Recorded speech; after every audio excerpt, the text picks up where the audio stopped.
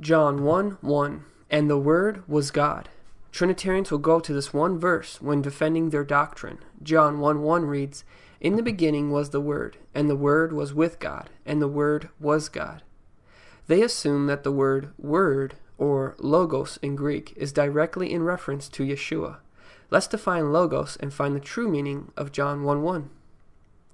The word logos in Greek is Strong's number G3056, and it translates in John 1:1 as God's purpose, desire, wisdom, and plan. So let's plug in the definition of logos into John 1:1 and read it again. In the beginning was God's plan, purpose, and desire, his logos.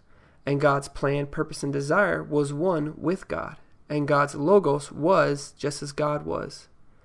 When we read this verse properly, we see that this was not a statement about the Trinity, but instead the writer, John, was simply talking about how Yahweh's plan, purpose, and desire for mankind was always the same since the beginning. Secondly, why is there a capital W for word only when we read it in John 1:1? Logos is used over 300 times in the Bible, but only capitalized 7 times by certain translators. The original text in Greek doesn't even have capitalization. All letters are the same size.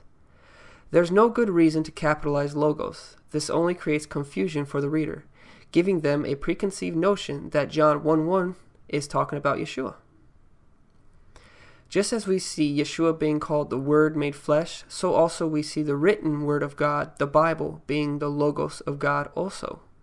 It really is simple. The Bible is Yahweh's written Logos. It's his written plan, purpose, and desire for mankind. And Yeshua is Yahweh's physical expression of his Logos, his purpose, plan, and desire for mankind in the flesh. John 1:14, and the Logos, God's plan, purpose, and desire, became flesh and dwelt among us. So just to conclude, John 1:1 has no proof of the Trinity, especially after you apply the correct translation of the word logos, and look beyond the inconsistency of capitalizing the W for word. If you want to go deeper into studying the Trinity, I recommend looking into the Biblical Unitarian Ministry. They have plenty of articles and YouTube videos that tackle the verses which Trinitarians use most often.